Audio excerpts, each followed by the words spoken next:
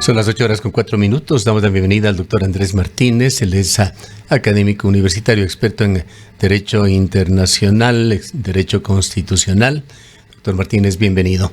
No podemos dejar de lado un tema que se dio en medio de goles de fútbol feriados. El presidente de la República estuvo en los Estados Unidos y en su último viaje tuvo un encuentro con Christie Engen. Ella es la encargada de supervisar, impulsar el proyecto de Donald Trump de escudo de las Américas. Fue una de las reuniones oficiales, entre lo poco oficial de carácter de gobierno diplomático que hizo el presidente de la República en este último viaje, que dicho sea de paso, fue pagado en lo que respecta a él, por lo menos por sus propios fondos. Quisiéramos conocer su punto de vista sobre qué significa esta visita de Daniel Noboa. Fue un ingrediente para de alguna manera oficializar un viaje que de otra manera podría ser un viaje con fines lúdicos alrededor del Mundial de Fútbol, o se sigue progresando en esa línea desde el gobierno ecuatoriano, hacia ser uno de los no solamente colaboradores, sino impulsores de este proyecto de Donald Trump, que además tiene muchas indefiniciones, pero se sabe hacia dónde apunta el escudo de las Américas. Un cordial saludo, estimado Gustavo, Rosana, de igual manera. Bueno, yo creo que sin duda hay que tener en cuenta un primer factor, y no lo ha dicho el Ecuador, lo ha dicho Estados Unidos, y es que el Ecuador es uno de los mejores socios, pero sobre todo veámoslo desde una perspectiva cual si fuese de seguidores. Es uno de los fieles seguidores de la doctrina Monroe y sobre todo uno de sus mayores colaboradores, así lo ha dicho el Departamento de Estado de los Estados Unidos. ¿Qué quiero decir frente a esto? Que no es una novedad que exista un viaje, que no es una novedad que sobre todo se dé un acercamiento y que más bien ha sido tomado, sin lugar a duda, más bien como una justificación alrededor de ese viaje. Sin embargo, yo creo que ahora, en los próximos meses, van a cambiar algunos factores, como ustedes bien recordaban en la introducción. Respecto de algunos cambios, sobre todo a nivel de Perú y de Colombia respectivamente, y a futuro de lo que pueda pasar con Brasil. Yo creo que es necesario hacer un apunte frente a esa cuestión. Yo creo que en los últimos semanas, meses, hemos intentado analizar cual si fuese un giro a la derecha, como hubo en su momento esa marea rosa que recordaremos todos con el ALBA, con Chávez, con Evo Morales, con Lula, con Correa, etcétera. Y se quiere hacer una comparación cual si fuese ahora con la derecha. Yo creo que hay que marcar un punto y aparte, sobre todo porque no necesariamente es lo opuesto. Y no es lo opuesto, y creo que es necesario reflexionar alrededor de esto, porque no hay un proyecto ideológico consolidado alrededor, sino más bien se tratan de algunos candidatos, si quieren ustedes, de papel, creados, y que obviamente son manejados a través del marketing político respectivamente, con el propósito, eso sí, de obedecer a tendencias. ¿Y cuáles son las tendencias? Las tendencias son tendencias ultras. Lastimosamente, el tablero electoral, y si ustedes quieren, si nosotros vemos desde las posiciones de la extrema derecha a la extrema izquierda, cada vez estamos mucho más polarizados. Y por último, simplemente recordar que si bien es cierto, gana Keiko Fujimori y gana Abelardo del Espriella, ganan sobre todo con unas cuestiones bastante ajustadas, y esas, sobre todo en el caso de Colombia, nace con una oposición bastante consolidada desde la perspectiva progresista, con una base sólida, sobre todo a nivel de un partido político, a diferencia de lo que hace del Espriella, que llega con un movimiento político, llega sobre todo como una unión de partidos, pero no necesariamente con un respaldo en el Congreso. ¿Qué quiere decir esto? Que en los próximos meses, años, vamos a tener muchas noticias de estos países, sobre todo a partir de la oposición, porque sin duda vendrán recortes sociales y una, si usted quiere, aplicación de una mano dura, entre comillas, con la respectiva mutilación de algunos derechos fundamentales, que hará sin duda que movimientos sociales, políticos, salgan a las calles a protestar. Quisiera también profundizar un poco en Kristi Noem, cometimos un error que nos disculpamos, dijimos Christy con otro apellido. En todo caso, se trata de Kristi Noem.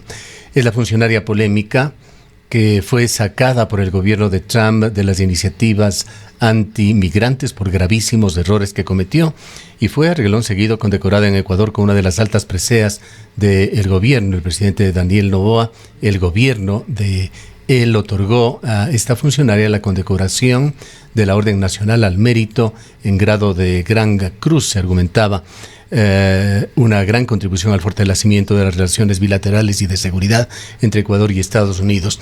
Lo que quisiera es, desde su punto de vista, afirmar o hacer lo contrario sobre la fortaleza de ese proyecto escudo de las Américas. No hemos tenido referencias de que este progrese, por lo menos en la forma en que es mencionado en Ecuador por altos niveles de gobierno, incluyendo el propio presidente de la República, en otros estadios, en otros países en Latinoamérica. Bueno, si hacemos una comparación y miramos en el tiempo, hubieron iniciativas, si usted quiere, bastante interesantes y fuertes alrededor en materia de seguridad, combate contra temas de narcotráfico en su momento. Por ejemplo, uno de ellos fue el Plan Colombia. Plan Colombia fue un plan, perdón la redundancia, pero totalmente estructurado, que giraba alrededor precisamente de un proyecto político y en materia de seguridad. Mientras que el escudo de las Américas tiene más de lo segundo, tiene más de marketing político, tiene mucho más de tratar de conectar bajo un mismo lema y, sobre todo, entre comillas, cobijar bajo el mismo escudo a un sinnúmero de presidentes que al final del día son cercanos y, sobre todo, tienen una relación con el presidente Donald Trump. Sin embargo, si usted me dice cuáles son las cuestiones de carácter de eficiencia, yo creo que desde la perspectiva de la eficiencia podemos ver algunas operaciones especiales de manera concreta que se han venido dando ya en algunos países de la región. Y obviamente podemos ver lo que pasó en su momento en México. Sí, lo que pasó con uno de los narcotraficantes más importantes, lo que ha venido pasando en Ecuador, sobre todo con el tema de cooperación en materia de seguridad a través de inteligencia, y lo que también se ha dado en Honduras. Yo creo que eso, desde la perspectiva de cooperación, son los aspectos de eficiencia, llamemos así. Pero claro, la pregunta del millón, siempre que existe un acuerdo, es que esto tiene que ser de ida y vuelta. Y por supuesto, el hecho de que sea de ida y vuelta vendrá también desde el apoyo, desde la perspectiva diplomática, que tenga el Ecuador respecto de las iniciativas que el presidente Trump lidere en los siguientes meses y años. Andrés, muy buenos días, gracias por acompañarnos en esta mañana, quizás quedándonos un punto, en este punto de cooperación entre Estados Unidos y Ecuador, entre Estados Unidos y la región. Quizás vale la pena profundizar un poco más sobre la presencia del gobierno de Donald Trump y de esta nación en los gobiernos latinoamericanos. No podemos olvidar lo que pasó en Venezuela, la situación de Venezuela en este momento. Incluso hay mucha gente, hemos podido escuchar a propósito de la tragedia que ha vivido este país, una especie de consuelo, aseverando que afortunadamente están en manos de los Estados Unidos, aunque el apoyo realmente ha sido, al menos económico, ha sido mínimo frente a la magnitud de la tragedia. No obstante, sí quisiera yo ampliar, como decía, esta cooperación, viendo lo que pasa en Venezuela, lo que ocurre aquí en Ecuador, con la presencia de fuerzas extranjeras que tendrán toda la posibilidad de operar y actuar en nuestro territorio, pero además con una serie de salvedades y beneficios, entre ellos la impunidad, que es uno de los temas que más ha preocupado sobre lo que podría venirse de aquí a futuro, y en general esta participación y esta presencia norteamericana. Nada, Razana, un saludo cordial. Yo creo que hay que tener en cuenta dos aspectos frente a su pregunta. El primero es que durante mucho tiempo hubo, si usted quiere, debate, oposición respecto de algunos grupos políticos y sobre todo desde una perspectiva ideológica a lo que había pasado en su momento con la base de Manta. Obviamente con la firma de unos acuerdos que al final del día les otorgaban unas inmunidades especiales a los agentes estadounidenses, y no me refiero a diplomáticos, sino no me refiero a aquellos de las Fuerzas Armadas. Pues exactamente lo mismo que ocurrió en su momento a través de un acuerdo internacional, se ha dado ahora a través de un decreto ejecutivo que creo que hay que leerlo con detenimiento, decreto ejecutivo que obviamente también está bajo el control, porque no se puede dejar de lado, bajo el control de la Corte Constitucional, y yo creo que genera muchísima polémica, y genera muchísima polémica a partir de dos cuestiones. La primera, que es que si bien es cierto, la seguridad es fundamental, y yo creo que todos tenemos que aunar el hombro y sobre todo entender que estamos en una situación de carácter excepcional, pero por más situación excepcional que exista, obviamente el reconocimiento de los derechos a través de tratados internacionales de derechos humanos y por supuesto el amplio catálogo de derechos que tenemos en el Ecuador no deja de existir y no deja de estar vigente por motivos de seguridad. Esto lo digo sobre todo por la gran cantidad de, si usted quiere, de puertas abiertas que se dejen ese decreto respecto a cuestiones sobre todo de participación de miembros de las Fuerzas Armadas, de participación de tropas extranjeras y por supuesto también del perdón y olvido que podría llegar a ocurrir. Digo esto porque no nos olvidemos que el Ecuador, al ser un Estado de Derecho, el Ecuador, al ser parte de la comunidad internacional, ha suscrito innumerables tratados en materia de derechos humanos, de los cuales forma parte.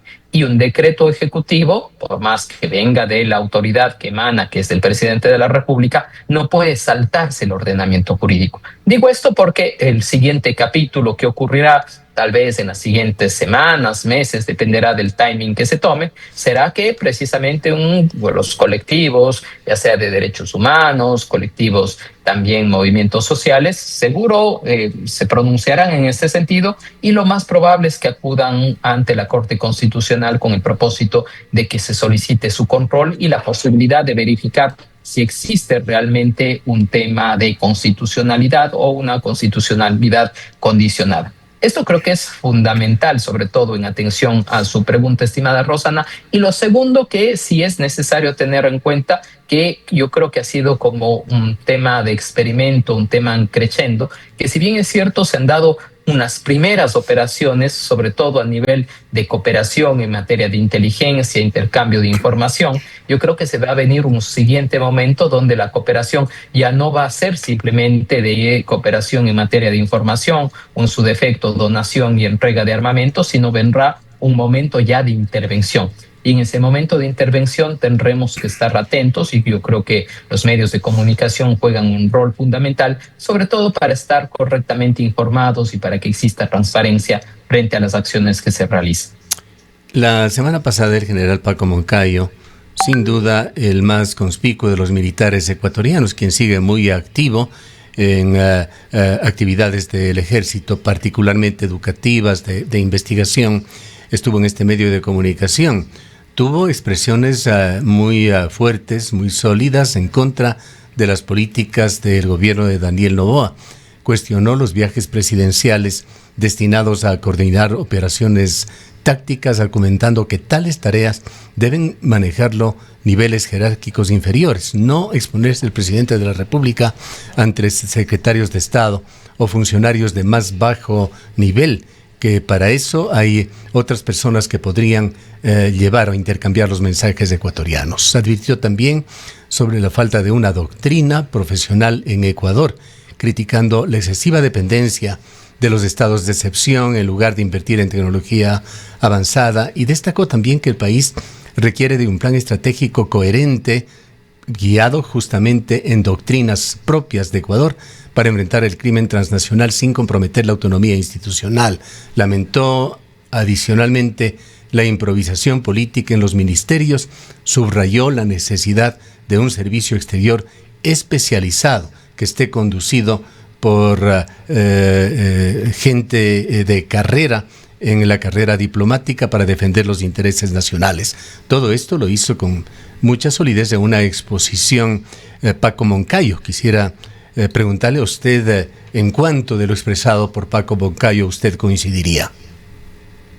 Bueno, yo creo que sin duda Paco Moncayo ha sido un baluarte, sobre todo en materia de defensa nacional, también un gestor público, pero no nos olvidemos que también es un gestor político, y es un gestor político y es un actor político muy relevante dentro del país. Su opinión siempre es valedera, y creo me quedo sobre todo con algunas cuestiones. La primera, que tiene que ver precisamente con la profesionalización y sobre todo con el mantenimiento de un buen nivel por parte del servicio exterior ecuatoriano. Yo creo que hay excelentes criterios y sobre todo creo que hay excelentes personajes y sobre todo perfiles que podrían cubrir los puestos. Sin embargo, siempre se termina llegando y llenando, sobre todo con un tema más cercano de puestos políticos. El segundo, y que estoy totalmente de acuerdo, es la necesidad de una planificación y un plan Ecuador real.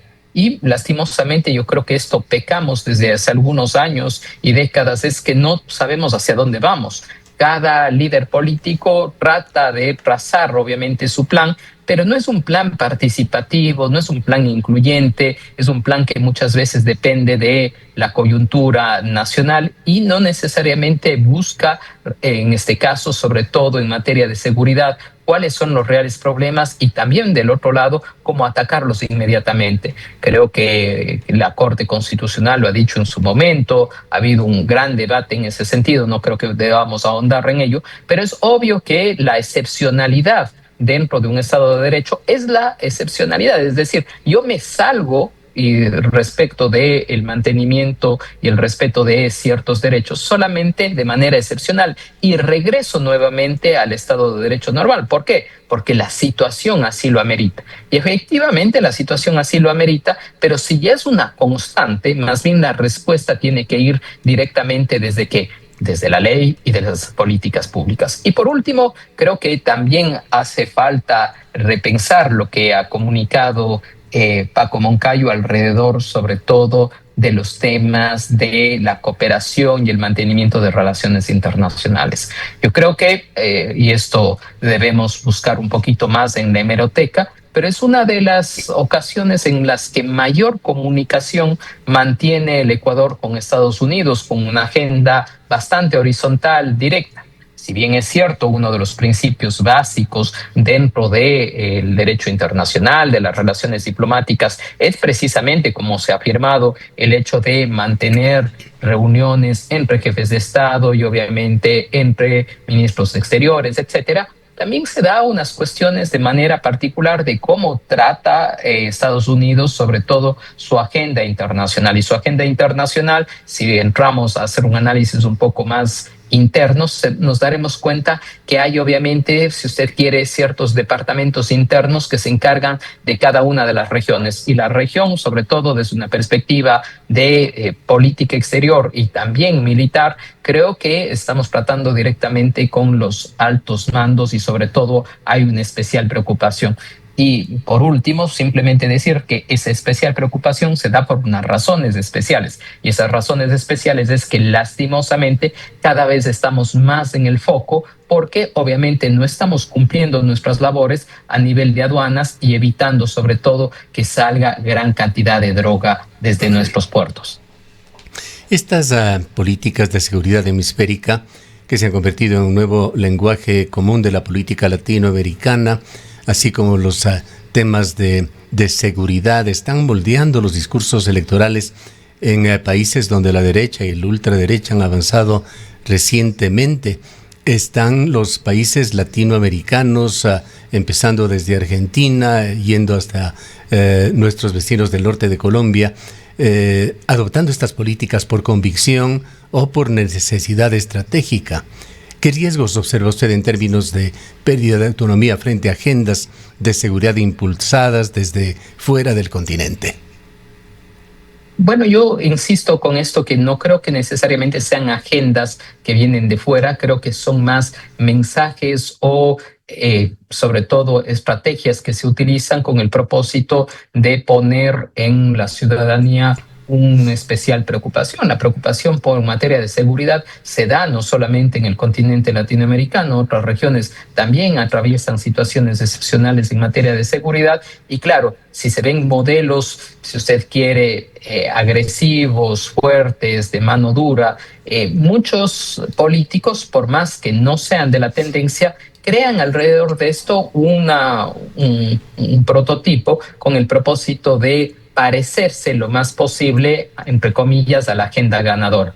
¿Cuáles son los riesgos? Los riesgos son muchos y los riesgos son que, si bien es cierto, podremos conseguir sobre todo una seguridad, si usted quiere, a mediano o corto plazo. Sin embargo, podemos estar sacrificando un sinnúmero de libertades. Y cuando nos demos cuenta que sacrificamos libertades, de pronto va a pasar el tiempo y va a ser muy tarde. Y yo creo que, sobre todo para los países de la región, esto no sería lo más, si usted quiere, lo más recomendable. Y frente a esto deberíamos preguntarnos cuál es el rol que están teniendo organismos internacionales clásicos como la Organización de Estados Americanos, el Sistema Interamericano de Derechos Humanos, que a diferencia de otras épocas donde se daba sobre todo ciertas situaciones por parte de la marea rosa, ahora en cambio hay un silencio bastante cómplice. En síntesis, ¿consideraría usted que en buena medida estos principios se convierten en marcos legitimadores, estos discursos de orden, control territorial, militarización? Pero hay también con frecuencia un evidente alejamiento o una puesta en segundo plano de temas relacionados con derechos ciudadanos, recursos humanos, trabajo, incluso social, como sucede aquí en Ecuador en salud o educación. Bueno, yo creo que es evidente que la agenda internacional y la agenda local ha variado ostensiblemente.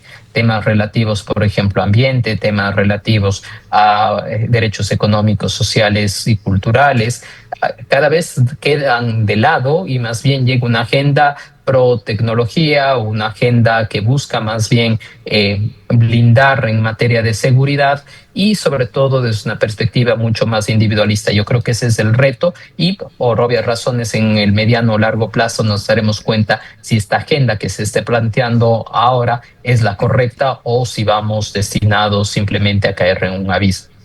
Pero ¿podría esto generar vulnerabilidades políticas o institucionales en el largo plazo? Quizá cuando nos percatemos sea bastante tarde, por lo menos para retrocesos dinámicos o tempranos.